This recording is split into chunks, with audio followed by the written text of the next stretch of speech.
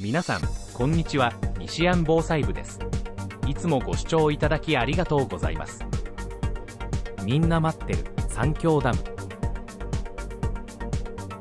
このチャンネルでは三峡ダムの最新情報と中国を念頭に気になるニュースを詳しく解説しています。短い動画ではありますが、お付き合いのほどよろしくお願いします。5月30日、地上波では全く伝えられない三峡ダムの現況です。長江水利委員会によると、深夜0時の時点でダムの水位は155メートル30でした。おとといと比べると1メートル54センチの下げで155メートル台に突入。ようやく暫定目標ラインまで到達しました。今のところ、あちらの官製メディアからの言い訳たらたら記事はまだ確認できていません。ダムの貯水側から見ると、水位はこの辺りではないかと思われます。昨日の朝9時の時点、上流の観測所の流入量は毎秒1万2200立方メートルで、三峡ダムの流入量は毎秒2万4000立方メートル。差分については毎秒1万1800立方メートル。おとといと比べて上流の寸単観測所はプラスの1700、三峡ダムもプラス1800。前回の動画の中で差分が1万を超えていることから、ダム周辺と支流の雨降でまとまった雨が降り増水したものと推測されますとお伝えしましたが、特大豪雨による雨降での急激な増水がかなり反映されているようです。最上流の金沙港にある巨大4電ダムのうち、高架波ダムの放流量は昨日の朝8時の時点で毎秒2690立方メートル。前回と比べて変化はありません。一方、深夜0時の三峡ダムの放流量は毎秒29300立方メートル。単純に割り算をすると 95% の発電状況で30基前後の発電用タービンが稼働しているものと推測されます。おとといと比べるとさらに放流量をアップしており、ほぼフル発電。この状態を最終締め切りの6月10日まで続けるつもりなのでしょうか。長時間の連続運転となると煙の一つでも出てきそうな予感。今日明日と晴れるようなので、最新の衛星写真に期待したいですね。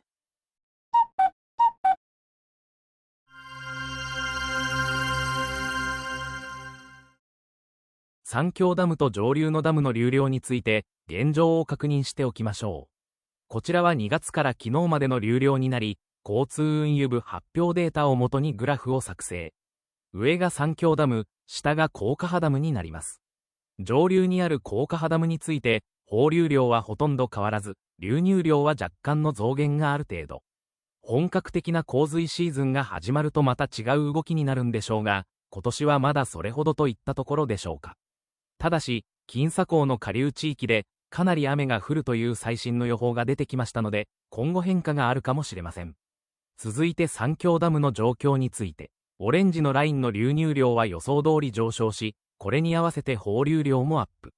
今の時期は事前準備のため、ダムの水位を下げないといけないので、一定量の差をキープする方針が見て取れます。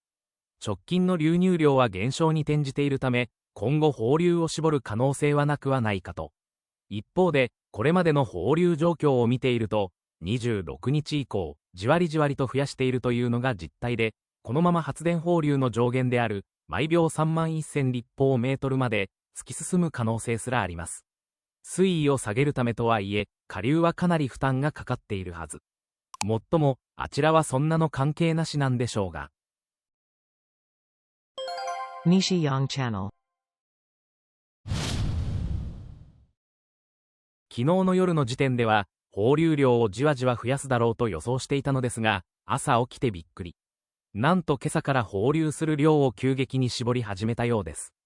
今朝9時の時点で、毎秒2万7500立方メートル。10時は、毎秒2万4500立方メートル。そして11時の時点で、毎秒2万1900立方メートル。深夜0時に比べると7400も減らしていることになります。ダムの水位は下がるどころか午前9時以降、上昇することとなっています。先ほど触れた通り、ダムへの流入が減り始めたのが主な理由でしょうが、4日連続で3万近い量を流し続けるというのは、ダムの運用面からすると、かなり無茶な操作。もちろん能力的には可能であっても、普段はローテーションしながら稼働させるタービンを切り替えているものと思われます。32機すべてがフルに近い稼働率で運用するなんてことは、年に一度の点検を兼ねたタイミングだけ。しかも毎年8月か9月の洪水シーズンに実施されるのが通例です。5月のこの時期にとなると異例中の異例。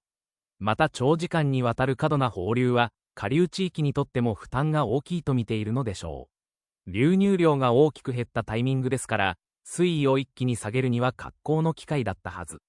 先日、暫定目標の締め切りに間に合わなかっただけに、挽回したい気持ちもあるでしょ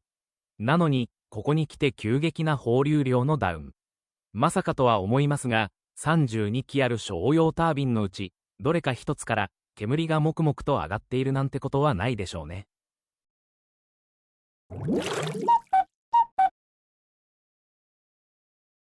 天気予報サービスのウィンディで12時間の実績を見てみます。こちらは昨日の夜10時までの様子。ダムの南西地域で発生した雨雲がどんどん流れ込んでいましたが、ようやくその雲も消えつつあります。27日から29日にかけて、長江流域では相当の雨が降ったため、各地で地盤は緩んでいるものと思われます。次に、今後の予想を見てみます。久しぶりに今日明日と、目立った雨雲は見られないようです。今日の三峡ダムの天気は最高気温が32度、最低気温が18度で晴れの予報。気になる台風6号、今回は日本の方に北上しそうだと報道されており、要警戒です。来月も中国の中部では、まとまった雨になるかもしれませんね。番組の途中ですが、ここで臨時ニュースです。中国国家情報会議法に反発、軍国主義と関連付け、時事通信が伝えています。中国外務省の毛寧報道局長は28日の記者会見で、日本の国会で27日に国家情報会議法が成立したことに、日本の為政者は歴史から教訓を汲み取るべきだと反発した。中国には共産党、中央国家安全委員会があり、習国家主席がトップを務める。実際に情報収集やスパイ摘発を担う、情報機関としては国家安全省が知られ、日本人も取り締まりの対象を。全国各地に拠点を持つほか、海外でも活動しているとされる。日中関係が悪化する中、日本人駐在員の間には、摘発が増えるのではとの不安もある。以上、中国国家情報会議法に反発、軍国主義と関連付けについてお伝えしました。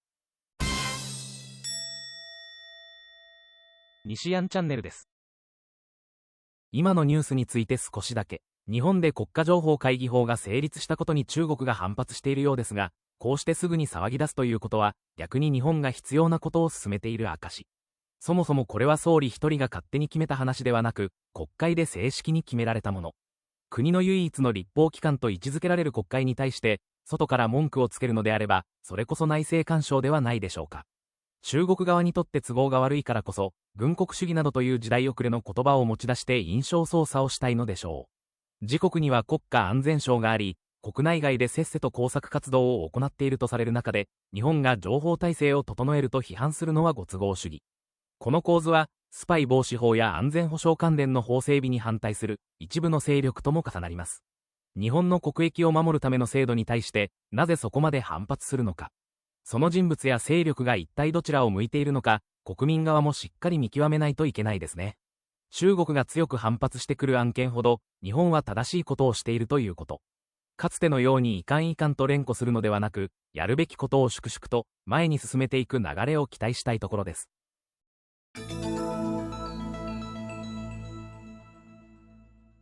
長江流域、特に三峡ダムの上流で大雨が続くと、各地で川があふれ、洪水が起きやすくなるのはなぜなのでしょうか。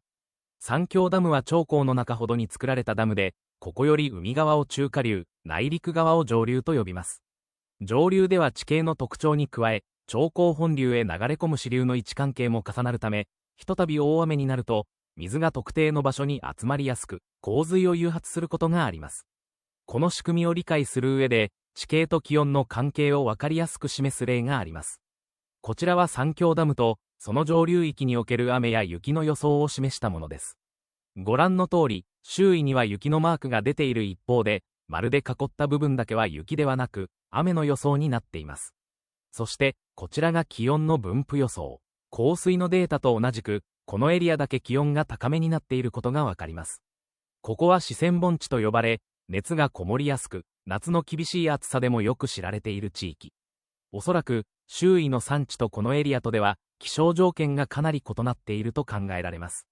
この辺りで大雨が起こりやすい背景には、こうした地形の特徴も関係しているのかもしれません。そして、その水は最終的にすべて長江本流へ集まり、下流へ流れていく上で大きな壁となるのが三峡ダムです。おから工事といった品質の問題とは別に、水が集まりやすい構造を考えれば、ここが危ないと言われるのも無理はありません。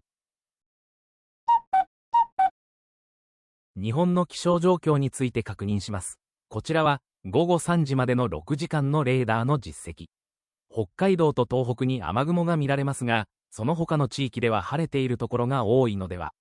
昨日から今朝まで北陸地方へ出かけていたのですが、雲一つない快晴、すごく天気が良かったです。